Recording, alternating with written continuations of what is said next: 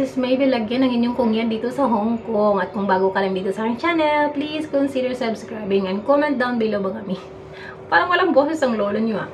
Anyhow, mag-share lang ako sa inyo mga minang aking about sa pagpapaalam ko sa mga amo ko ngayong pagbabakasyon ko, which is matagal pa naman, pero alam nyo mga mi, much better talaga na magpaalam tayo sa ating mga amo ahead of time para makaprepare sila and mapag-usapan natin yung mga bagay-bagay, kung ano man yung mga pwedeng magiging changes sa mga routine dito sa bahay, kung sakaling magbabakasyon ka, ganun. So tulad ko, nag-usap kami ni amo, nagpaalam ako through chat at first, WhatsApp, and chinat ko sila. Sinabi ko doon yung mga reason ko.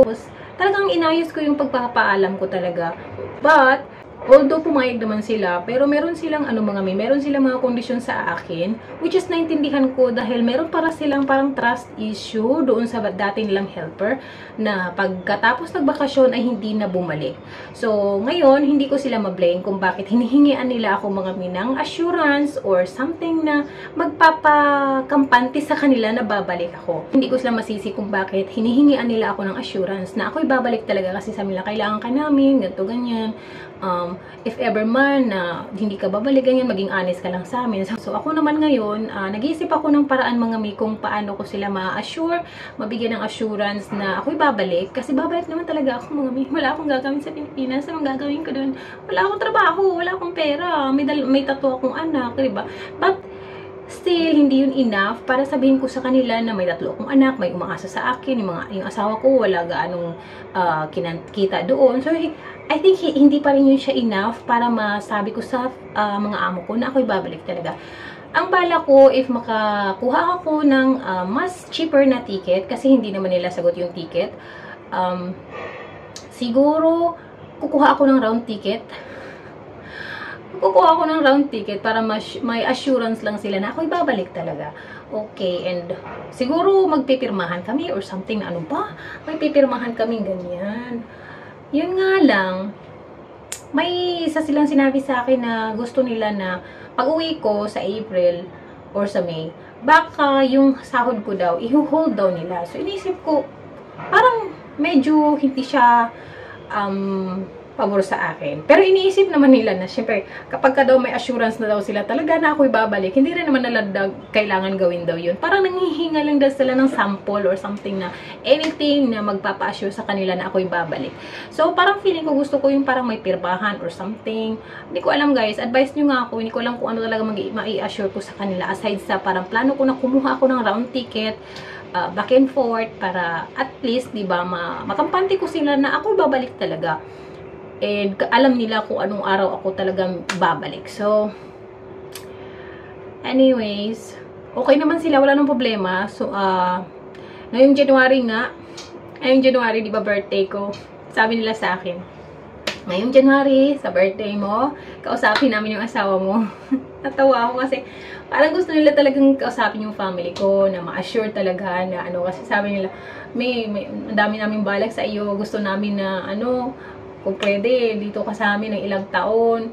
Kay balak daw nila na kung gusto daw ng pamilya ko na pumunta dito, papuntahin dito. Sabi ko, that's way too far, sabi ko. Pero, at least nakikita ko sa kanila na may mga plano-plano sila. So, we never know what's gonna happen next mga sa future. At least, kumbaga, parang pinapafeel nila sa akin na talagang gusto nila ako. Kasi, syempre, yung iba, di ba, pag nagpaalam, walang pakialam yung amo, okay, go. Tapos, yung iba, tineterminate nga, diba? So, ako naman, luckily, gusto nila ako talaga. So, parang, ano lang ako na, na-flatter lang din ako dahil, kumbaga, parang ayaw nila nga talaga na, baka daw, hindi ako bumalik. Tapos, alam niyo yun, ilang buwan kaya sila daw nung naghintay sa akin kasi ilang buwan nung time na in-interview nila ako nung kasagsagan na wala pa silang nakuhang katulong dito sa bahay, napakahirap daw kasi may standard pala daw sila na hinahanap kaya hindi agad sila nakakuha ng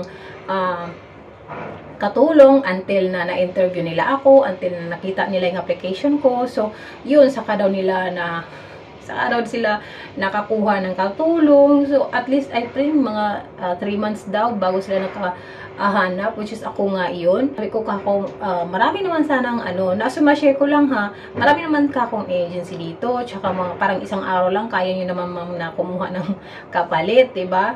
Napagkwentuhan kasi namin yun, sabi ko kako kung bakit parang ilang buwan silang walang katulong dati.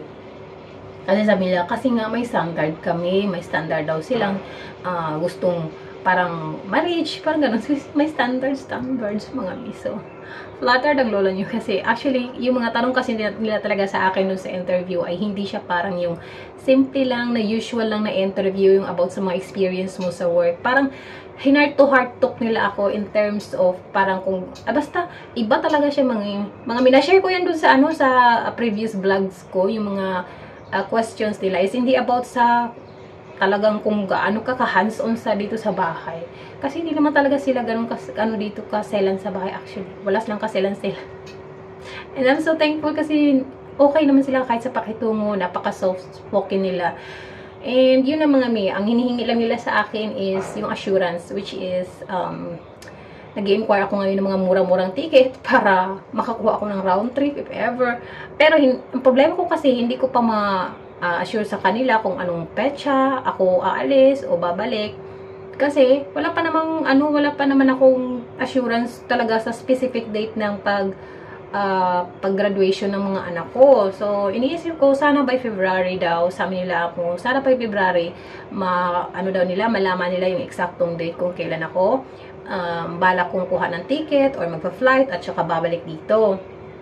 So, yun mga men, yung usapan namin ng mga amo ko na nanghihingi sila ng assurance na ako'y babalik. And, iisip ko naman, baka round ticket, yes, and siguro magpipirmahan kami, ganyan, na ako'y babalik talaga.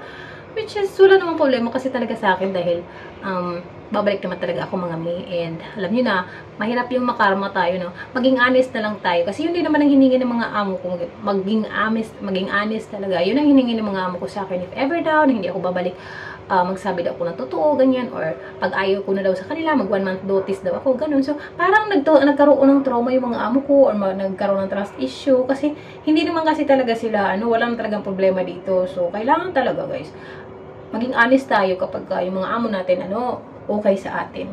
Mararamdaman naman natin yung mga amo kung sincere sila, okay sila pakitunguhan, ganun.